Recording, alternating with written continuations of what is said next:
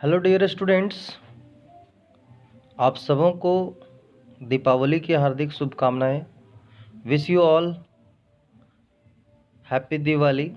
जैसा कि आप स्क्रीन पे देख पा रहे हैं, झारखंड बोर्ड द्वारा आयोजित प्रथम सावधिक परीक्षा 2021 से 22 कक्षा 10 विषय विज्ञान के लिए मॉडल प्रश्न पत्र जारी हो चुका है। और आपको पता है कि सभी विषयों का 5-5 सेट मॉडल प्रश्न पत्र जैक बोर्ड के वेबसाइट पे जारी हो चुका है। तो उसी संदर्भ में मैं कक्षा 10 के विषय विज्ञान समय 1 घंटा 30 मिनट पूर्णांक 40 सेट 1 का मॉडल प्रश्न पत्र के प्रश्नों का हल लेकर आपके समक्ष उपस्थित हुआ हूं। चलिए शुरू करते हैं। इस वीडियो में हम लोग देखेंगे कि प्रथम सावधिक परीक्षा 2021 से 22 में जो प्रश्न होने वाले हैं, कुछ निर्देश हैं। देखिए क्या निर्देश है। सभी प्रश्नों के उत्तर अनिवार्य हैं। कुल प्रश्न 40 प्रश्न हैं। प्रत्येक प्रश्न के लिए 1 अंक निर्धारित है। प्रत्येक प्रश्न के 4 विकल्प दिए गए हैं। सही विकल्प का चयन कीजिए। गलत उत्तर के लिए कोई अंक नहीं काटे जाएंगे। अर्थात जय श्री राम करके आप आंसर को टिक लगा सकते हैं।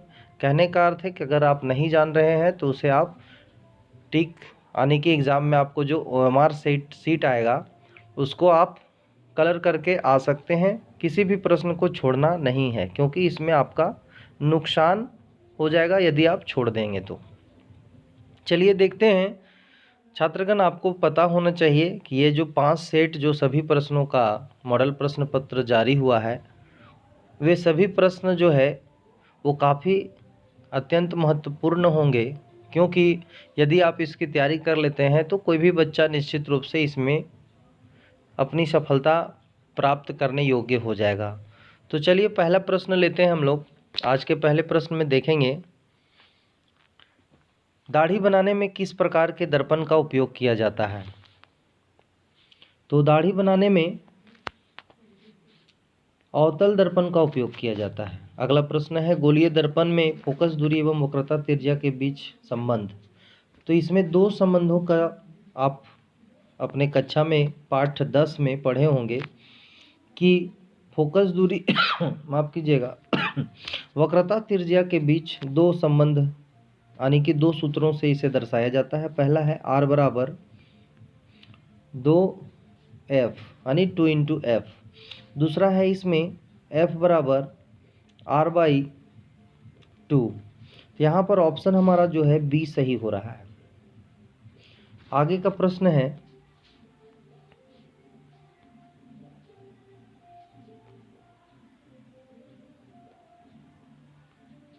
अगला प्रश्न है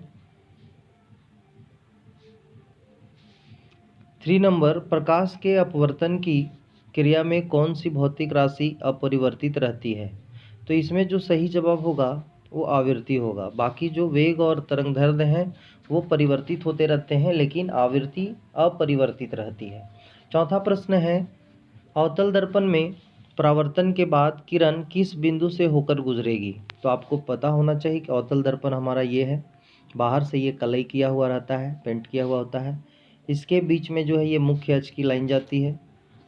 और आप देखेंगे कि इसमें अवतल दर्पण में मुख्य अक्ष के समांतर यहाँ पर आपका F होता है, यहाँ C होगा। अगर इसके समांतर कोई रेखा जाती है तो ये परावर्तन के पश्चात, जब ये दर्पण के परावर्तक सतह से टकराती है तो परावर्तन के पश्चात ये F से होकर गुजरती है। तो यहाँ पर जो है सही जवाब होगा वो बी होगा। सही जवाब यहाँ पर बी होगा, F से गुजरेगी।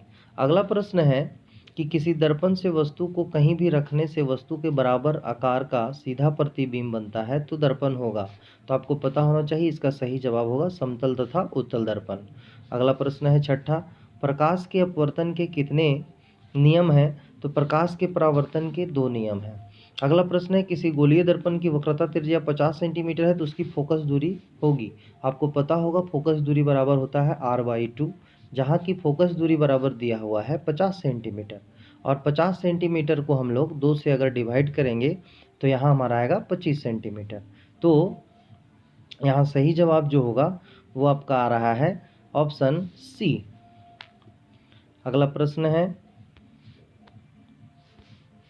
8वां, 1 मीटर फोकस दूरी वाले उत्तल लेंस की क्षमता होगी। तो आप देख सकते हैं, आपको पता होगा कि लेंस की क्षमता बराबर होता है 1/f मीटर। तो 1/f मीटर, f यहाँ पर 1 मीटर दिया है, तो 1/1 मीटर। अगर ये 1 कट करते हैं तो आएगा हमारा 1। तो लेंस की क्षमता को हम लोग मापते हैं डायप्टर में, और आपको पता होगा उत्तल लेंस की जो क्षमता होती है वो धनात्मक होती है। इसीलिए यहाँ हम लोग -1d न टिक करके हम लोग ऑप्शन बी को चुनेंगे। अगला है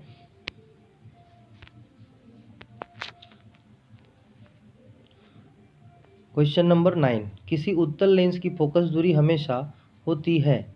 तो उत्तल लेंस की जो है फोकस दूरी, अभी मैंने चर्चा किया कि उत्तल लेंस की जो फोकस दूरी है वो ऋणात्मक होती है। हमेशा क्या होगी? उत्तल लेंस की फोकस दूरी, लेंस की बात कर रही है, ध्यान रखेंगे। तो लेंस जब बात होगी तो ये हमेशा ऋणात्मक होगी। प्रकाश का वेग न्यूनतम होता है, तो सबसे कम जो है, देखिएगा इसमें ध्यान रखिएगा कि जितना अपवर्तनांक जो है अधिक होगा उतना ही उसकी वेग कम होगी। तो यहाँ पर कांच जो है वो सही आंसर है, ऑप्शन डी। अगला प्रश्न है 11 नंबर, 4D क्षमता वाले अवतल लेंस की फोकस दूरी होगी। तो यहाँ पर क्षमता दिया हुआ है लेंस की क्षमता बराबर, यानी P = 1/f मीटर होता है। तो यहाँ पर अगर f बराबर बात करें तो 1/4 हो जाएगा। f बराबर अगर फॉर्मूला लिखें तो 1/p हो जाएगा, यानी कि 1/4। इसको जब हम लोग डिवाइड करेंगे तो 25 सेंटीमीटर, ऑप्शन बी सही होगा। अगला प्रश्न है 12, किसी उत्तल लेंस का फोकसांतर 50 सेंटीमीटर है तो उसकी क्षमता होगी। तो यहाँ पर हम लोग लिखेंगे P = फॉर्मूला होता है 1/f मीटर। तो अगर 50 को हम लोग सेंटीमीटर से मीटर में बदलेंगे तो ये 0.5 हो जाएगा, और जब इसको डिवाइड करेंगे तो ये ये जो है पॉइंट हटेगा 2, यानी कि 5 दूनी 10 आएगा। तो यानी कि 2 आ रहा है, कटने के बाद ये कितना रहा है 2। तो 50 सेंटीमीटर है तो उसकी क्षमता क्या होगी 2। तो अब यहाँ ध्यान रखना है, माइनस में भी 2d दिया हुआ है और प्लस में भी 2d दिया हुआ है। तो उत्तल लेंस का जो है वो क्षमता कैसी होती है? धनात्मक। तो इसलिए ऑप्शन डी यहाँ पर सही होगा। अगला प्रश्न है, प्रकाश का वेग सर्वाधिक होगा। तो प्रकाश का वेग निर्वात में सबसे अधिक होता है। अगला प्रश्न है, आपको पता है प्रकाश का वेग 3 × 10⁸ मीटर पर सेकेंड होता है, ये तो आपको पता है। अगला प्रश्न है, दिए गए प्रक्रम में कौन ऊष्माक्षेपी है? तो आप पढ़े होंगे कि श्वसन एक ऊष्माक्षेपी प्रक्रिया है। तो यहाँ पर श्वसन ए सही होगा। 15, चिप्स के पैकेट विकृत गंधिता से बचने के लिए कौन सी गैस डाली जाती है? तो यहाँ पर नाइट्रोजन, ऑप्शन बी सही है, नाइट्रोजन। चिप्स की थैली में नाइट्रोजन गैस को फिल किया जाता है। अगला है क्वेश्चन, जंग लगना किस प्रकार की अभिक्रिया है? तो आपको पता होना चाहिए कि जब कोई धातु ऑक्सीजन के संपर्क में आती है तो उसमें जंग लगती है, या जल के संपर्क में आती है तो जंग का प्रक्रिया शुरू होता है, यानी धातु ऑक्साइड का निर्माण होता है। तो जब धातु प्लस ऑक्सीजन यानी कि 2 तत्वों का मिलन हो रहा है, तो जब मिलन हो रहा है तो इसमें संयोजन होगा, यानी कि ऑप्शन ए सही होगा। अगले प्रश्न में हम लोग देखेंगे 17 नंबर में,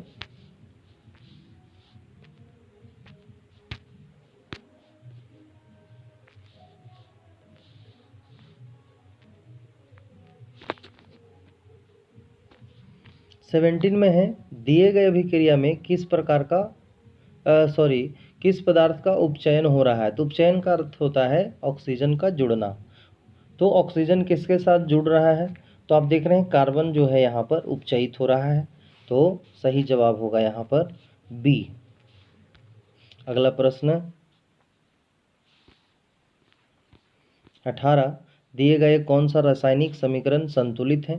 तो यहाँ पे आप छात्रगण देख सकते हैं कि ए में अगर हम लोग सारे तत्वों के जो है अणुओं की संख्या अगर हम लोग काउंट करते हैं तो यहाँ पर एक थोड़ा सा क्वेश्चन में मिसिंग है, कारण कि जो ये कैल्शियम कार्बोनेट का जो सूत्र दिया है वो ब्रैकेट नहीं होगा, CaCO3 होगा। और जब ये सुधरेगा तब जा कर के ऑप्शन ए यहाँ सही जवाब आएगा। बाकी आप प्रश्नों को देख लें तो किसी भी तत्व का जो है परमाणु संख्या अणुओं की संख्या बराबर नहीं है, यानी कि ऑप्शन ए यहाँ पर सही होगा। अगला प्रश्न है, दिए गए चित्र में कौन सी अभिक्रिया हो रही है? तो यहाँ पर आप Pb प्लस CuCl2 यहाँ पर Cl जो है क्या हो रहा है, विस्थापित हो रही है। तो यहाँ पर जो है विस्थापन जो हो रहा है, अर्थात यहाँ ऑप्शन डी विस्थापन अभिक्रिया हो रहा है। अगला प्रश्न है 20 नंबर, दिए गए पदार्थ में कौन गंधीय सूचक की तरह व्यवहार करता है? तो यहाँ ऑप्शन डी प्याज का जो है सो ये गंधीय सूचक है, यानी ऑप्शन डी सही होगा।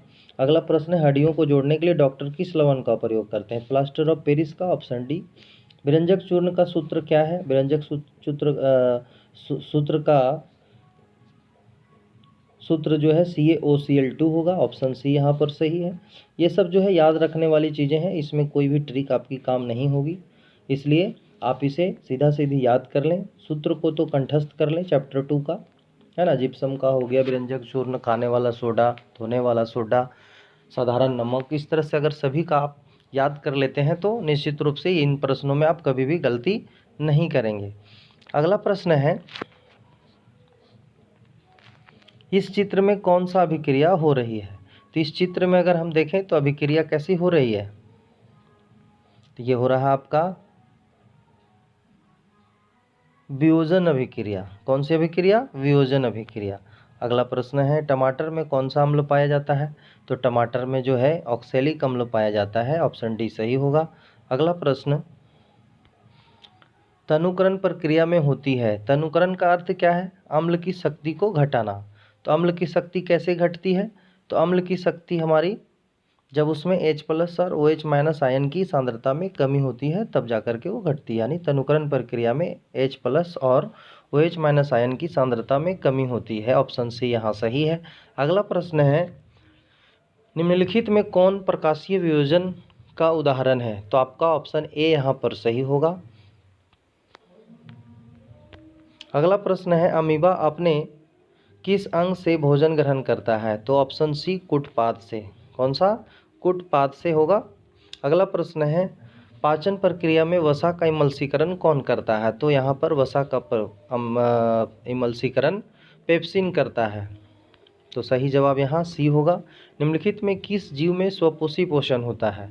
तो अमीबा में नहीं होता है, कवक में नहीं होता है, अमरबेल में नहीं होता है, आम में होता है, ऑप्शन डी सही होगा। अगला है, मानव हृदय में कितने कोष्ठक होते हैं? तो 4 कोष्ठक होते हैं, आपको पता होगा, आलिंद और निलय, और दोनों कोष्ठक बायां आलिंद बायां निलय, इस तरह से आपका 2-2 कोष्ठक होते हैं, 4 कोष्ठक हो जाएंगे निलय और आलिंद का। अगला है, श्वसन वर्णक किसे कहते हैं? तो हीमोग्लोबिन का। ब्लड में जो है हीमोग्लोबिन मिली होती है और उसी से हम लोग ऑक्सीजन ले पाते हैं और सारा शरीर में जो है ऑक्सीजन का प्रवाह होती है। अगला प्रश्न है 32, उत्सर्जन तंत्र की क्रियात्मक इकाई क्या है? तो इसमें यहाँ वृक्काणु है, जिसे हम लोग नेफ्रॉन भी कहते हैं। अगला प्रश्न है 33, वृक्क की क्रियाशीलता कम होने पर रक्त को शरीर से बाहर निकालकर छानने की प्रक्रिया क्या कहलाती है? तो यह अपोहन कहलाती है, और यहाँ पर सही जवाब होगा बी। अगला प्रश्न है, जनन की मूल घटना क्या है? तो DNA की प्रकृति बनना। अगला प्रश्न है 35 नंबर। 35 नंबर में कहता है, दिया गया चित्र किस प्रकार के जनन को दर्शाता है? तो ये प्लेनेरिया में जो है बहुखंडन को दर्शाता है। अगला प्रश्न है 36, नर युग्मक तथा मादा युग्मक के संलयन को क्या कहते हैं? तो निषेचन कहते हैं। अगला प्रश्न है, लड़कों में यौनारंभ के लक्षणों का नियंत्रण कौन सा हार्मोन करता है? तो टेस्टोस्टेरोन, और महिलाओं में प्रोजेस्टेरोन। ठीक है, तो यहाँ पर ऑप्शन ए सही होगा। सौर स्थिरांक का मान क्या है? तो यहाँ पर 1.4 किलोवाट पर मीटर स्क्वायर होगा। कहीं कहीं आपका इसका आंसर सेम 1.4 किलो जूल में दिया रहेगा, ये आप ध्यान रखेंगे। अगला प्रश्न है, जैव गैस का मुख्य घटक क्या है? तो जैव घटक का मूल्य जो है, जैव गैस का मुख्य घटक क्या है? मीथेन है। अगला प्रश्न 40 नंबर और अंतिम प्रश्न इसका क्या है? महासागरीय तापीय ऊर्जा प्राप्त करने के लिए महासागर के पृष्ठ के जल का ताप और 2 मीटर की गहराई के जल के ताप में कितना अंतर होना चाहिए? तो सही जवाब होगा 20 डिग्री सेल्सियस। तो आज के लिए इतना ही। हम लोग फिर मिलते हैं अगले वीडियो में, अगले सेट के साथ, अगले मॉडल प्रश्न के साथ। और जैसा कि मैं बताया हूँ कि आप लोगों के लिए मैं बारी बारी से सभी विषयों के सभी सेट का आंसर मैं आपके लिए लाता रहूँगा। आप हमारे चैनल पर बने रहें, और यदि आप हमारे चैनल को सब्सक्राइब न किए हैं तो अगले वीडियो के नोटिफिकेशन के लिए सब्सक्राइब कर लें और नोटिफिकेशन बेल को आप प्रेस कर दें। धन्यवाद। Thank you. Bye bye.